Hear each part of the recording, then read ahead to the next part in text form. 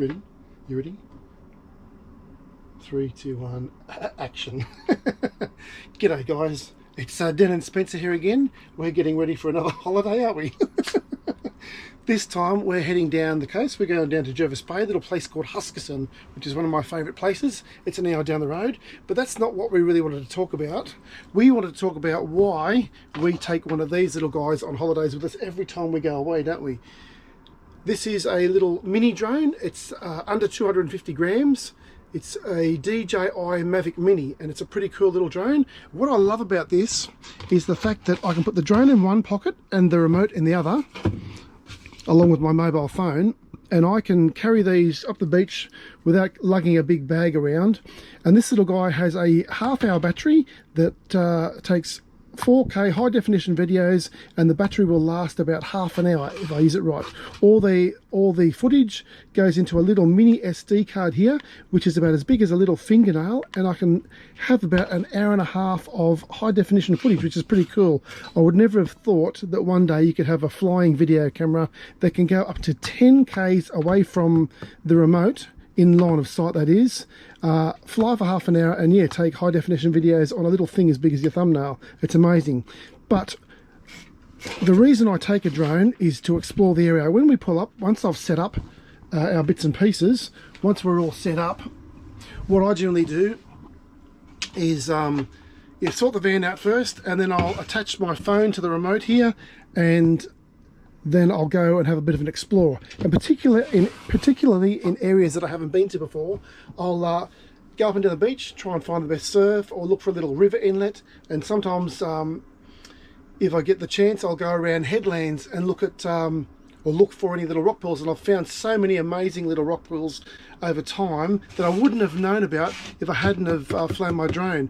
I know a lot of the time I'll walk down to the southern end of the beach, or northern end of the beach, and to see if I can get around, instead of wasting maybe 20 minutes walking around rocks, I'll send this little guy up, send the chopper up, and have a look around and see if it's accessible to get all the way around on foot. So that saved me a lot of time as well. On other occasions, we've been driving down a gravel road. I've been concerned that it's going to either be flooded out or come to an awkward end. So once again, I can pull over, send the little drone up, fly downstream, particularly if it's downhill with all the rain we've had lately. There's been a lot of floods, and I can go down up to about 1 or 2 kilometres away and check that the road isn't flooded out, and I can also see if the road's been washed out and the general condition of it. So it has a lot of little advantages, the drone.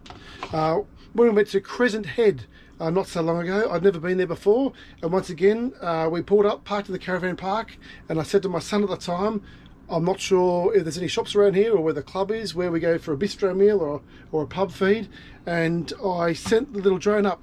Not only did I find the bowling club, I found the pub, I found the shops, I also found a nice little river, and instead of walking over the headland to check out what the other beach was like, I just sent the chopper up once again. These days, half an hour is pretty good. Half an hour, I usually fly over there, have a look around, and as soon as my battery gets to 50%, which is about 15 minutes, sometimes it's a bit less if it's windy conditions, and then I'll send it back when my remote hits 50%, so I know that I'm going to head back without any dramas. I also like taking these videos, not with my drone and my GoPro that I'm using now, as well as my little iPhone here. I like to look back at my videos, and I'm also thrilled that other people out there, you guys, also like looking back at my videos too. It hopefully it encourages others to go and check out these beautiful little coastal spots that I go to, and yeah, get to mingle with each other. Also get to see the sights around the areas that I'm visiting, and lets you determine whether you want to do the same thing as well. Okay, now flying a drone doesn't take long to master. After a couple of hours of just having some practice goes with this, I think I got the general hang of it. Now there are a few main rules that we all have to abide by when we're flying drones, and these are: 1, always fly within the line of sight, meaning you should always be able to see your drone with your own eyes and not rely on the video camera in the drone's remote. 2, never fly higher than 400 feet above ground level. This also equates to 120 meters. Above that 120 meters, it's classed as the flight zone. 3, never fly over overpopulated beaches or areas like parks and events. Never fly over any emergency incidents. Never fly near airports, heliports or other restricted airspace without permission. Always fly in a manner that doesn't interfere with any other aircraft or harm people, property or anything on the ground. Don't fly over any houses or property so that if the drone does cut out and fall off the sky causes any injury or damage. Any drones over 250 grams, for drones over 250 grams in some areas around the world, they have to be registered. And that's why I think these little 249 gram drones are becoming quite popular. I think the restrictions are increasing on drones, but for these little guys under 250 grams, they're still classed as a hobby and don't need to be registered. So that's why, as well as being cheaper than the real drones and a little bit easier to fly and less expensive if you crashed them, I think these are a real advantage. And these days, they do the job of the bigger drones anyway. I think the latest one of these is the DJI Mini 3 Pro. It has all the features of some of the larger drones. Higher definition videos, higher frames per second. They have obstacle avoidance sensors. The remote has the display screen inbuilt. So I don't know why you would need a bigger drone when these are virtually doing the same job now. I think the bigger drones are better in windy conditions. Okay, always follow the local and state laws that may be in place. Always fly within daylight hours. Nighttime drone flying, particularly in Australia, is a no-go zone. Never fly within 3 nautical miles or 5.5 kilometres of a controlled aerodrome or within 5.5 of a non-controlled aerodrome without notifying the airport operator first. There are a couple of apps that I use. I use one called Open Sky and another app called OK to Fly.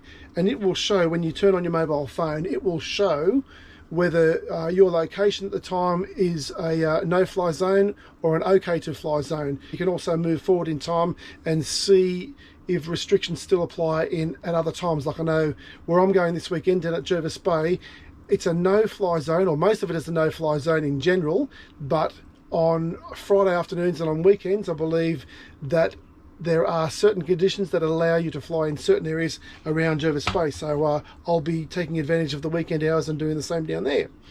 I hope that gives you some insight in why I carry a drone with me when I'm traveling. I think it's a great thing to have on board, great thing to go exploring with. And as you all know, I love taking videos, making these videos, editing out all the bad bits, putting them together, adding a bit of jingle music, and I just think it's lovely to look back on these videos. And I'm tickled pink, by the way, that there's I think I've got just over 2,000 subscribers now, which is pretty cool. So thrill for me to know that there's others out there that are enjoying tuning into my little holiday videos as well. Hey Spence, did I get boring? How'd I go? Did you fall asleep? If you like this video, please consider subscribing, liking and sharing with others. Any comments or feedback, hopefully none negative, please leave them in the comment section below. Alright, safe travels everyone. I hope you enjoyed it and I'll see you out there. Bye bye.